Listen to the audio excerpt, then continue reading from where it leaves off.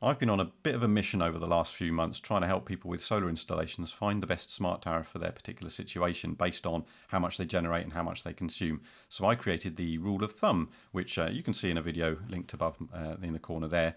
And that was great for people who were happy with spreadsheets, but I realised that not everyone's happy with spreadsheets or numbers, and really there should be a better way of helping people with any number of green tech solutions that they've got installed at their house to find the right smart tariff. So I've come up with a different solution. So let me show you. Choosing a smart tariff is very complicated. There are all sorts of options, and it entirely depends on the sort of technology you've got installed at your house. So you might have a solar array, you might have an EV, you might have a heat pump, you may even have just a battery on its own without a solar installation, and you may even just have storage heaters to help you in the winter. And all of these technologies require a slightly different strategy, and different smart tariffs will benefit you in different ways depending on which combination of these you might have. So you might have solar and an EV, or you might have a heat pump and an EV, or solar and a heat pump, or something like that. So I've come up with what I think is a reasonable way of making the decision a little bit easier. But what I was trying to do was create some sort of flow chart that could combine all of these things into one nice, easy decision tree. And at the end of that, you would have the answer that would suit you best. But I very quickly realised that would be an enormously complicated flowchart. So what I've decided to do is break it down into the different combinations of the sorts of technologies you might have. So if you've just got an EV, what's the best option? Or if you've just got solar, what's the best option? And that sort of thing. So let me take you through those one at a time, and hopefully it will help you a little bit with choosing the best smart tariff for your situation. So let's start with just EVs. So if you've only got an EV, you don't have solar, you don't have a heat pump, what's the best smart tariff for you? Well, there are tons of EV tariffs out there. The original was Octopus Go. They started the whole ball rolling. They subsequently introduced Intelligent Octopus Go, what I've called IOG there, Intelligent Octopus Go. It's basically a better version of Octopus Go, essentially. So you've got a nice cheap period of electricity overnight where you plug your car in and charge up super cheap. Intelligent Octopus Go extended that by adding extra half-hour blocks during the day, as long as you've got a compatible EV or smart charger. However, you do require an EV, and you need proof that you've got an EV to be on either of those Octopus EV tariffs. But there are plenty of other suppliers, each of which probably have their own smart tariffs, the best of which, alternative to Octopus, is probably E.ON Next Drive. This is their very good EV smart tariff. Obviously, all of these smart tariffs require a smart meter. That goes without saying.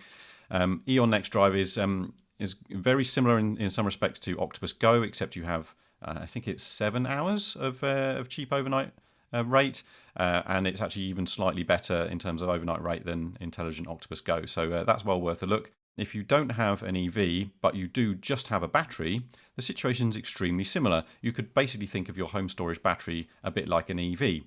However, because it's not an EV, you can't get Octopus Go, which means that you need to find a smart tariff, an EV tariff, which doesn't require you to prove that you've got an EV.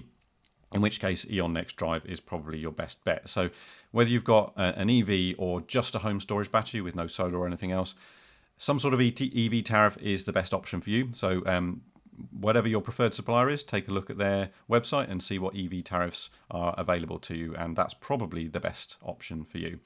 If you're not with either E.ON or Octopus, just take a look at their website. But if you would prefer to be on either Octopus or E.ON, there are various referral links that you can use. I've got my own referral link for Octopus.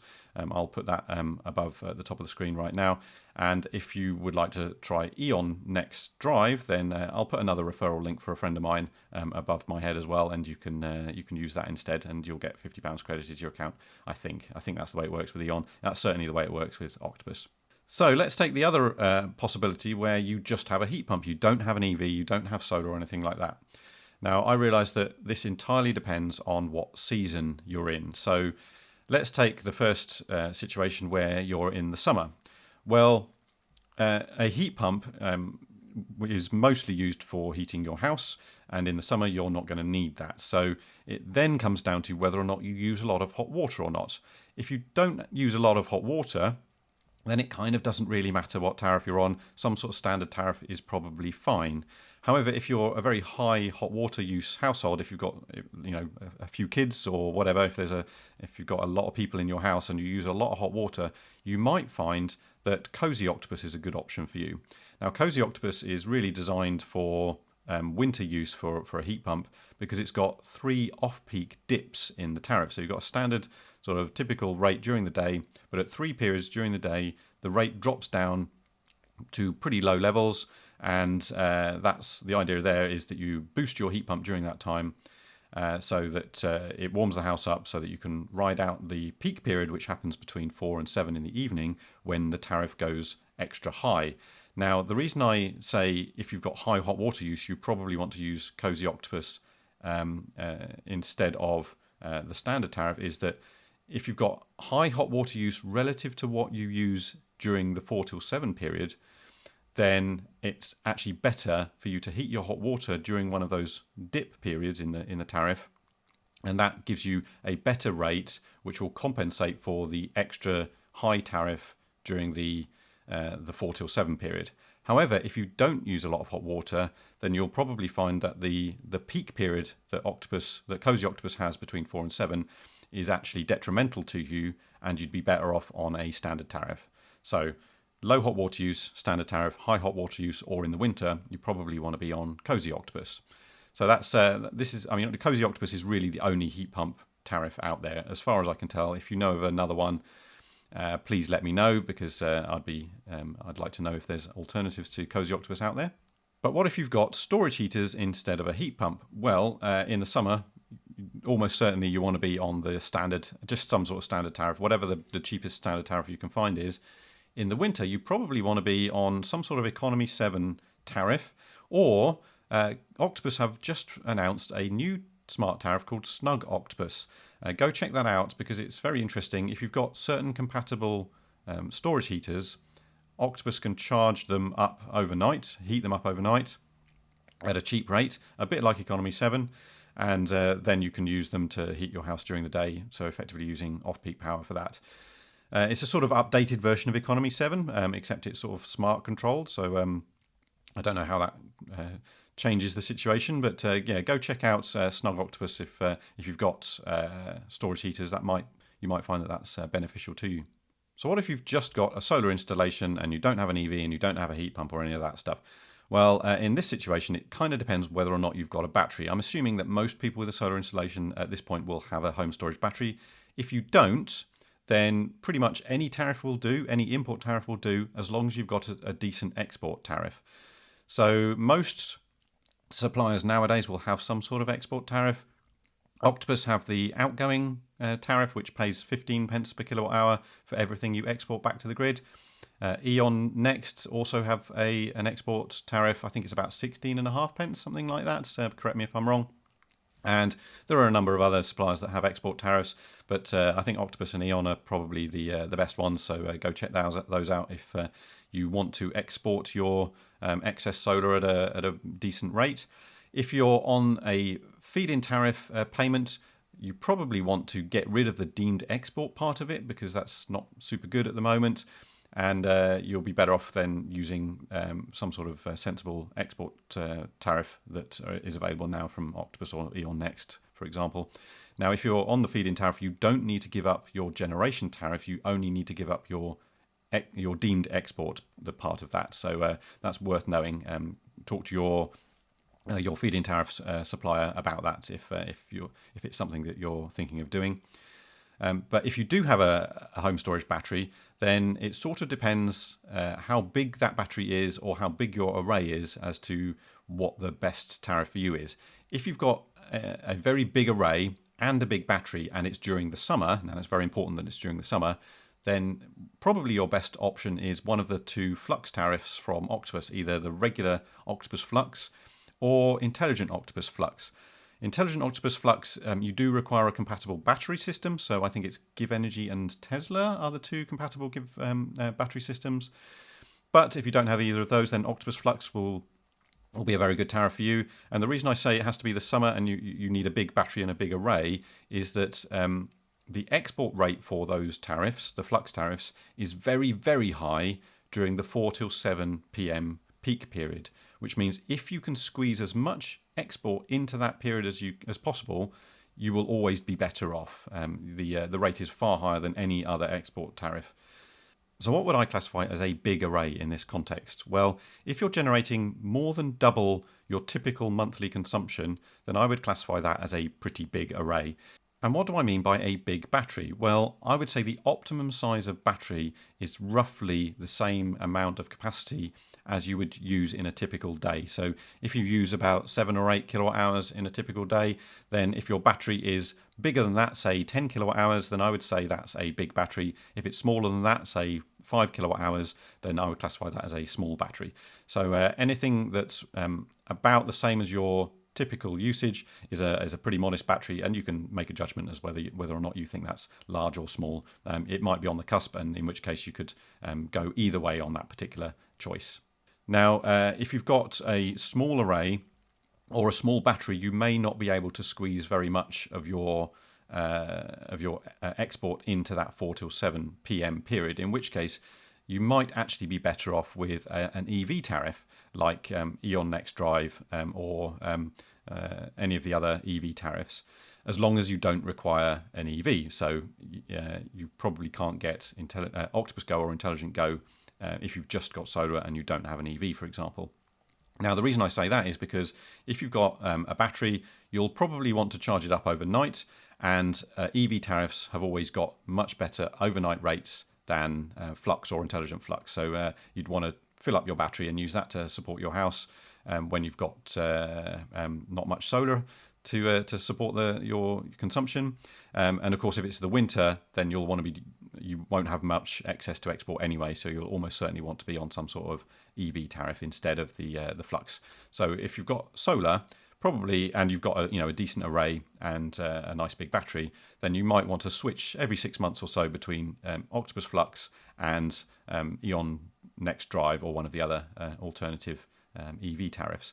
But what if you've got a solar installation, probably with a battery, although it's not completely essential, and you've got an EV as well? Well, again, this comes down to the season. So you can more or less treat this as a combination of the two options before. So in the summer, if you've got a big array or a big battery, you probably want to be on Octopus Flux or Intelligent Flux, depending on the battery you've got. If you don't have a big battery or a big solar array, then you probably want to be on an EV tariff. And in the winter, you want to be on an EV tariff. In this situation, because you've got an EV, you're almost certainly going to be able to get either Octopus Go or Intelligent Octopus Go. Intelligent Octopus Go would always be my suggestion if you've got the option. If you've got a compatible charger or a compatible EV, go and check the Intelligent Go website to see whether or not your EV or your charger is compatible. That is always preferable to regular Go, because the overnight rate is 7 pence instead of 8.5 pence. So you get a better rate for charging your battery up overnight. So of course, if you've got an EV and you do a lot of miles in your EV and you're charging it up regularly, it kind of doesn't matter what the season is. Regardless of whether it's summer or winter, you'll almost certainly want to be on an EV tariff rather than flux or intelligent flux, because the beneficial rate overnight for an EV tariff is always going to beat flux or intelligent flux if you do a lot of miles in your EV. Go and check out my rule of thumb video for the point at which it becomes more beneficial to be on flux compared to an EV tariff, depending on the size of your array and how much you're generating. That's if in doubt, you probably want an EV tariff if you do lots of miles in your EV. So let's say you're commuting 5 days a week, you'll probably want to be on an EV tariff regardless of how big your solar array is. How about an EV plus a heat pump? Well, in the summer, you'll almost certainly want to be on an EV tariff because you can charge your electric vehicle overnight, and you can also heat your hot water during that cheap overnight period. Obviously, you don't need to be using your heat pump for heating, but in the winter, if you do a lot of miles in your EV, you probably still want to stick with the EV tariff because that will be the cheapest overall. But if you don't do many miles in your EV, then you may want to consider Cozy Octopus instead and make the best use of those 3 off-peak periods. You can charge your EV, but also boost your heat pump to help heat the house. So what about the situation where you've got a solar installation and a heat pump, but you don't have an EV? Well, once again, this comes down to the choice between summer and winter. In the summer, if you've got a big array or a big battery, so you're generating more than double your typical consumption, or your battery is more than your typical daily use, then you'll probably want to be on Octopus Flux or Intelligent Flux, because you're able to put a lot of your excess solar export into that 4 till 7 p.m. peak period where the export rate is really good. If your array isn't big enough to cover your daily use, or if it's less than twice your daily use, or your battery is smaller than your typical daily use, then you probably want to be on an EV tariff, because that will give you the best export tariff for the full day rather than just that peak period. If you're in the winter, then this is when the heat pump becomes more dominant and the solar becomes negligible, in which case it then again depends on the size of your battery. If you've got a very large battery, then you might find that an EV tariff is actually better for you, because you can charge up your battery during the cheap period and then use that to support your heat pump during the day. Now, if you don't have a very big battery, if your battery is sized for your summer use, you'll find that you run out of your battery very quickly during winter, when your heat pump is increasing your typical daily demand, in which case Cozy Octopus is probably better for you, because it actually has 3 off-peak periods, as I described before, and you can use those 3 off-peak periods to charge your battery multiple times during the day, and that will help also to support your heat pump during the times when you're not charging your battery. Now that, of course, can come with a few caveats. Not all battery systems allow you to schedule 3 charging periods in a day. Most only allow you to set up 1, which might mean it's a huge hassle to charge your battery at the off-peak periods that Cozy offer you, every single day. You'd have to do that manually, which could get annoying, in which case you might just want to go to an EV tariff anyway and charge your battery once and use what you've got to help support your heat load. But that's kind of up to you and whether or not your battery system can support that. So worth looking into seeing whether or not your battery system is able to schedule multiple charge times during the day, or if you have to do that manually. So that kind of depends on your choice. And finally, we have the combination of all 3, solar, EV and a heat pump. Now, this essentially is a combination of all of the things we've already talked about.